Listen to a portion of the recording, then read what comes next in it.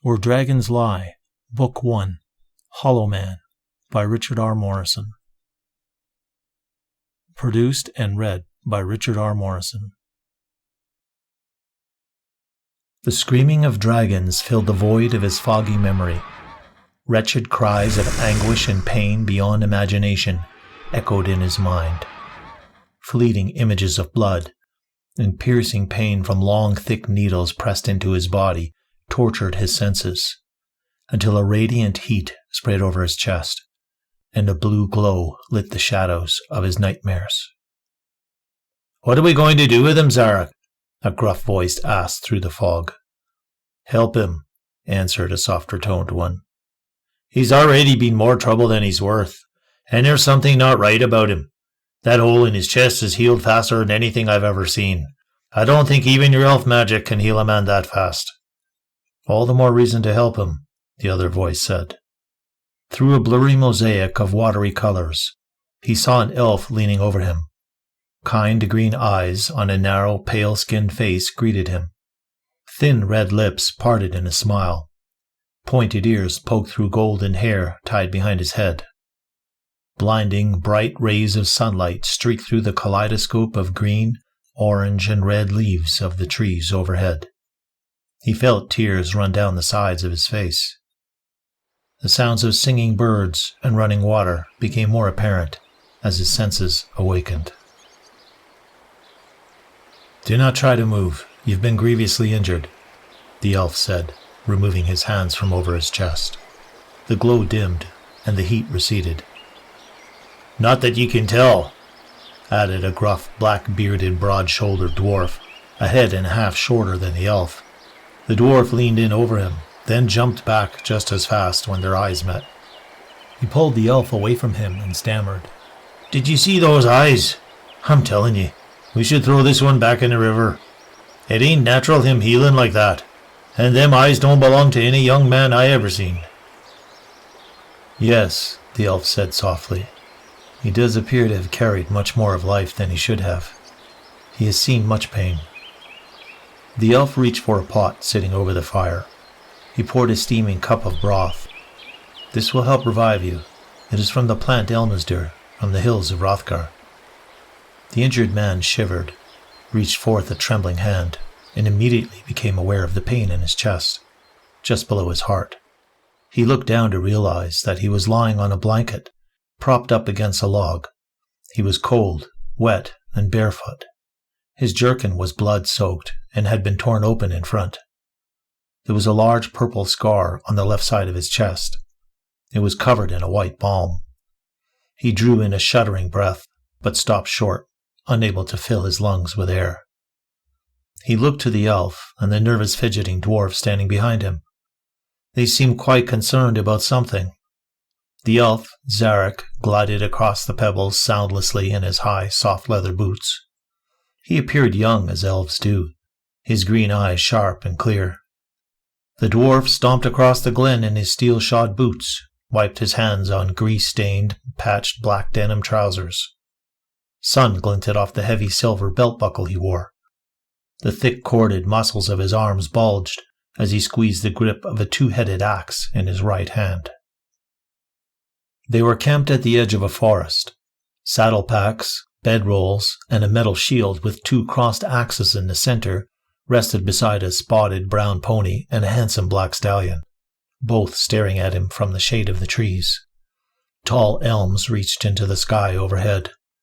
Broken rays of sunlight cut through the canopy of multicolored leaves and warmed the chill from his skin. "What happened?" he asked, startled by the sound of his own deep voice. "That is what we're wanting to know, young fella," the dwarf said from behind the elf's shoulder.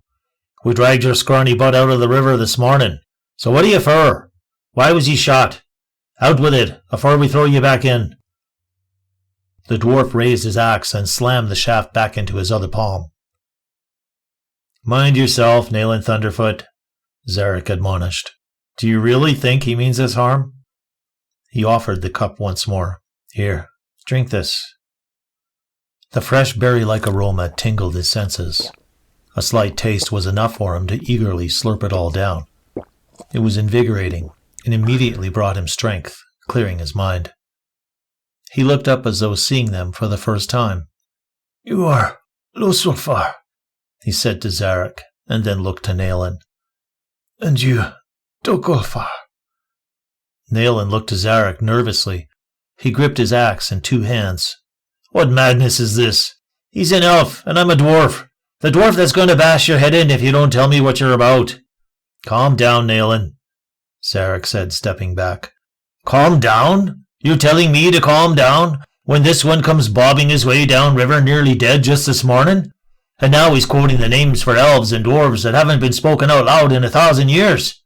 Aye, you want me to calm down?" He stomped to the other side of the camp and picked something up, turned, and launched what appeared to be a spear. It whistled through the air and thumped into the ground beside him. He scurried back, sudden memories of piercing pain shooting through his body. He instinctively rubbed the scar on his chest. The spear was a source of his pain. He could almost still feel it sticking through his body, but he could not remember much else of what had happened. His memories were like smoke drifting on the wind, always so close, but flitting out of reach when he tried to close his hand around them. He searched his mind.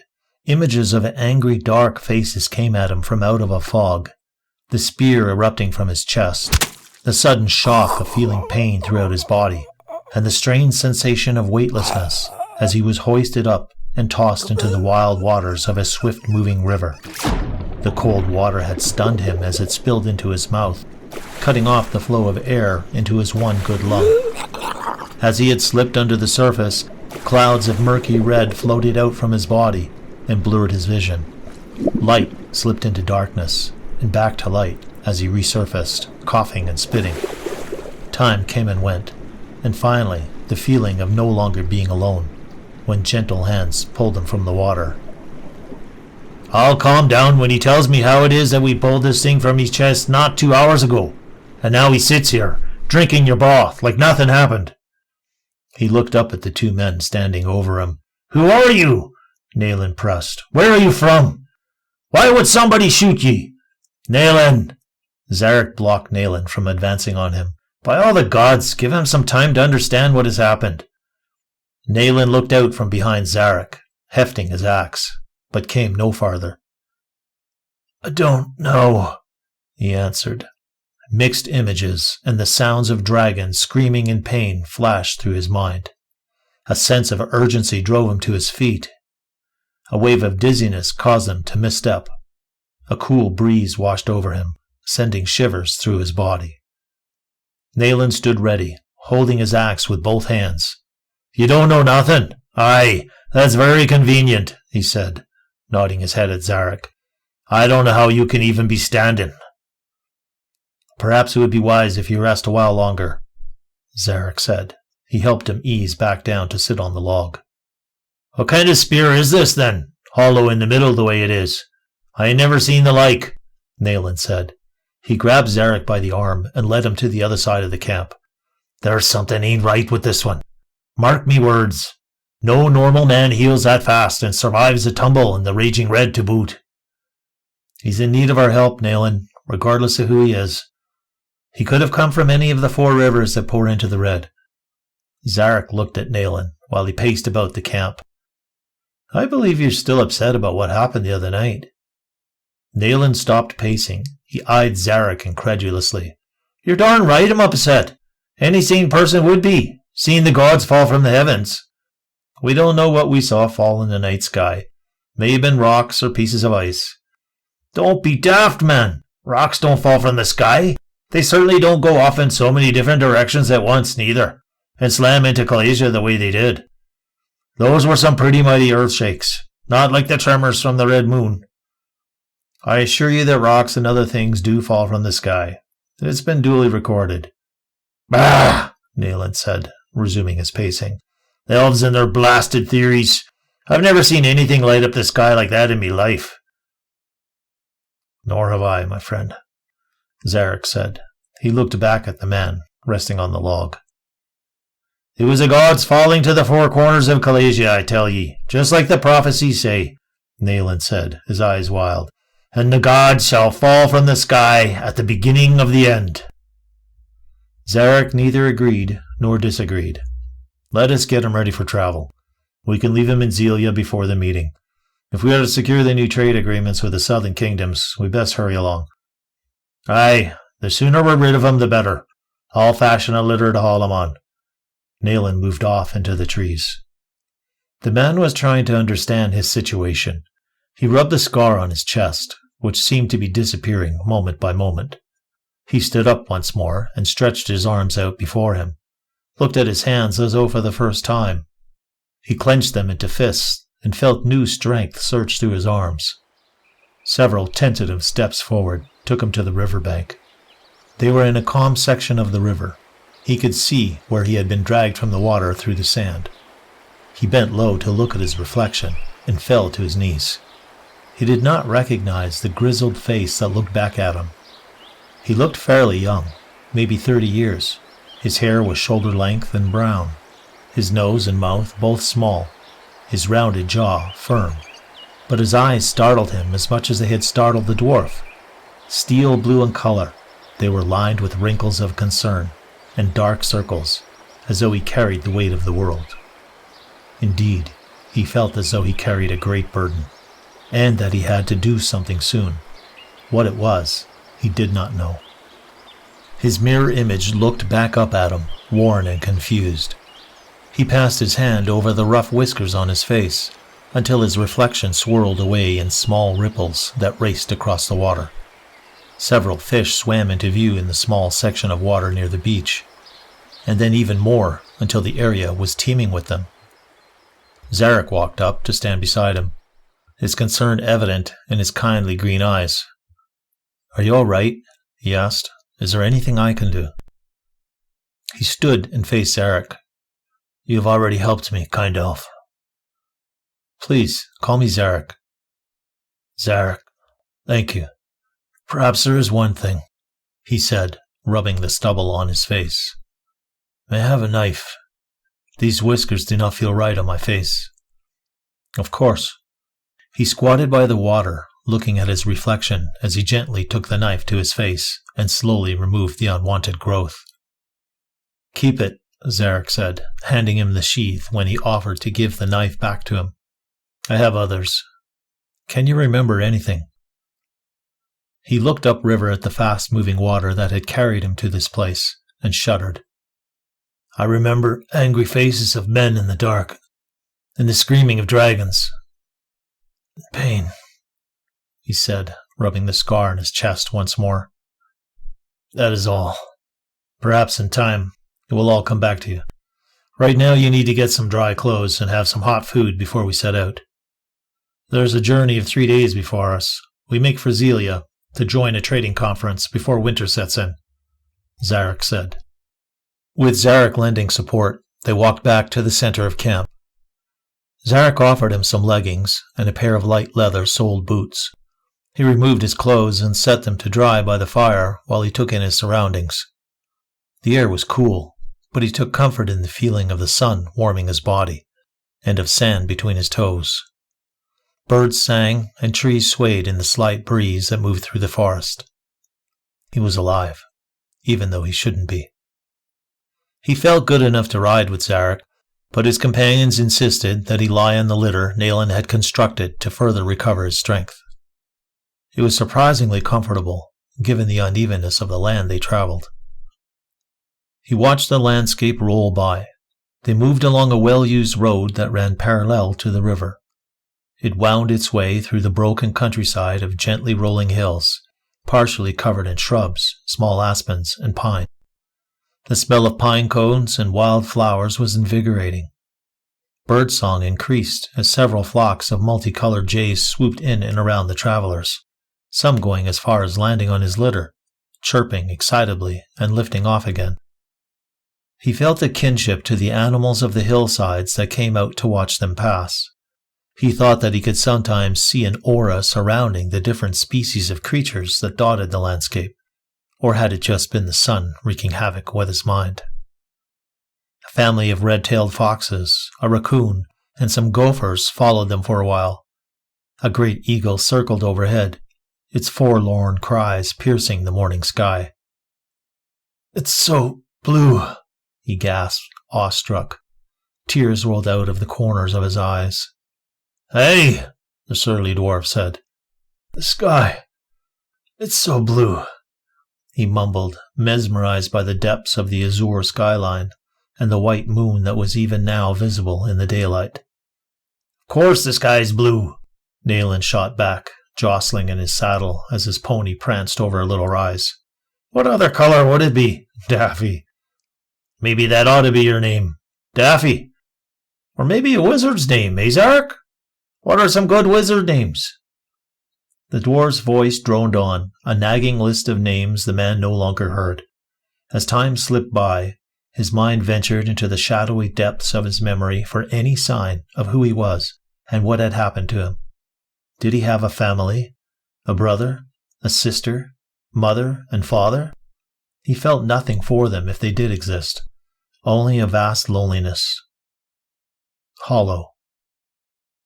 His memory was a dark chasm, bottomless and empty.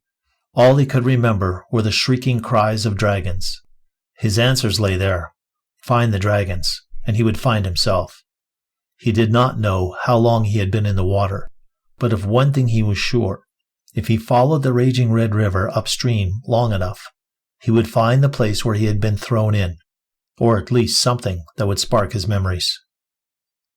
He slept through most of the morning and woke only because Zarek stopped to make sure that he ate and to inform him that they were going to move off the road to go cross-country to make up for lost time. He drank more of the elvish Elmsder tea. Within moments, he was back asleep. Dragon screams and a flash of lightning in the dark startled him awake. It was well into the night. A roaring fire lit the glen where they had made camp. The dwarf stood with his back to the flames, his heavy axe in one hand, his shield in the other. "What do you see, Zarek? They're all around us. I can smell the dogs." Gleaming yellow eyes appeared from out of the gloom. At first a few, but then more and more pairs of phantom orbs stared out at them from the murk of the forest. "Easy, good friend," Zarek said from the darkness behind the litter. A glance in his direction revealed the elf, drawn bow in hand, also looking away from the camp into the dark wood. "Do not be in such a hurry to face this foe." Nayland stopped moving and looked over his shoulder towards Zarek. "Hey? There are far too many timber wolves for the two of us, my friend." Are they the smaller grey ones, or those monster black beasties?" "You may want to find something to stand on, good dwarf," Zarek said. "I wish they'd attack sometime soon," Nayland said, rocking on his heels. "Come on, let's be done with it." The man felt the imminent danger and rose from his bed. He had to defend them, keep them from being injured or killed. They were only there because of him, to protect him. The forest exploded with activity. Huge dark shapes came bounding out of the darkness, fangs gleaming. The dwarf roared an ancient battle cry and sprang forward, his axe raised in motion for the strike that would kill the first wolf. The elf's bowstring twanged as he released and reloaded in the same second. "Hold!" the man screamed, calling upon the powers of the earth to freeze them in place. He wasn't sure how he did it, or how he knew how to do it, but he did. He summoned the power from the air and earth around him and channeled it through his core. The elf and the dwarf were frozen in place. Nayland had one foot on a log and the other in the air as he was poised to leap into the charging of the advancing wolves. His axe was in a full swing forward, the force behind it evident in the twisted features of his gruff face. Zarek's first arrow was held motionless in mid-flight, halfway to its target, his arm in position to pull another from the quiver slung over his shoulder. The wolves stopped their charge, but continued to glare at the dwarf and elf, fangs bared. The largest of the pack padded into the firelight, stopped several feet in front of the man, and bowed. All of the wolves bowed. He stepped forward and rested his hand on the wolf's immense head. His fingers sank into the beast's thick black fur. He knew the wolf understood, but he spoke the words nevertheless. "Rest easy, Great One. These are my friends. They mean me no harm." The wolf raised its head and looked upon the dwarf, who was frozen in place. Nalen's eyes bulged as it approached. Beads of sweat ran freely down the sides of the dwarf's face. His arm vibrated as he tried to break free. His chest pumped wildly, his breathing becoming frantic. The wolf turned his head to look upon the man once more. "I would prefer them alive, if you don't mind," he said, glancing at Nalen and Zarek. "These are good men, though the dwarf would have me believe otherwise. They saved my life." The wolf stood face to face with Nalen, its yellow eyes fixed on his. It opened its mouth as wide as it could. A resonant snarl emerged from deep within its chest.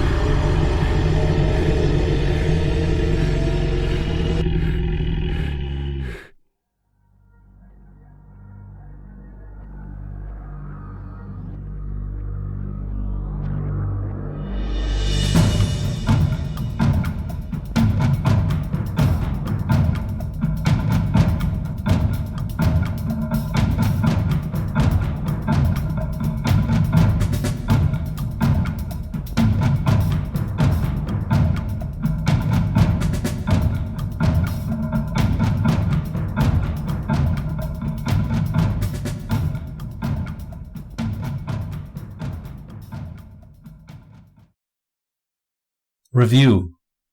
If you wish to further explore the Chronicles of Calasia and you've enjoyed the read, please take a moment now to share what you liked about the story by submitting a review directly on the site from where you bought the book. This can go a long way in helping someone else decide on joining you on your journey through the world of Calasia. Visit Calasia at www.calasia.net/blog. Sign up to receive newsletters informing you of new releases, as well as insider tips on characters and snippets from future releases. Introduction to Calasia. The Age of Kingdoms draws to a close as the southern races of Calasia extend their reach into the regions of free Callibri, announcing the dawn of the Age of Fire. Follow the Chronicles of Calasia, beginning with Where Dragons Lie, a tale of tragedy and triumph, and the birth of a lifelong journey of personal definition for the Hollow Man. Where Dragons Lie is the first series in the continuing saga of stories chronicling events in the history of the world of Calasia. Hollow Man is the first short-read book in this series, depicting a number of events that move a world and its inhabitants to the brink of total destruction. Ride with the Knights of Almeria. Follow the elves of Hrothgar and the dwarves of the Gunardin Mountains. Fly with dragons. Soar through the skies of Calasia. Experience a world rich in history and diversity. Witness the rise of wizards and their dark counterparts jostling for control over the looming threat of an unstoppable calamity. And try to understand the malevolence of an alien entity that steers two worlds into darkness. Calasia is the mother of elves and dwarves, of men and women, of might and magic, trolls and ogres, and all manner of creatures that walk, crawl, swim, and fly. Calasia is alive, her soul the lifeblood of all things, good and evil alike. Calasia is the mother of dragons. Dragons have existed for so long that there is no memory of when they came to be. Dragons ruled this world for millions of years, taking from the land only what they needed to survive. They made their homes in the highest crags and were one with the land, the sea, and the skies. The dragons of old believed in the One, Father of the gods, the Creator, who forged the world for them, supported on the branches of the Tree of Life, Yggdrasil. The dragons roamed free and took what the world had to offer. They called their world Calasia.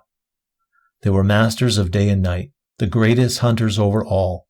Steeped in tradition and honor, they took one mate for life.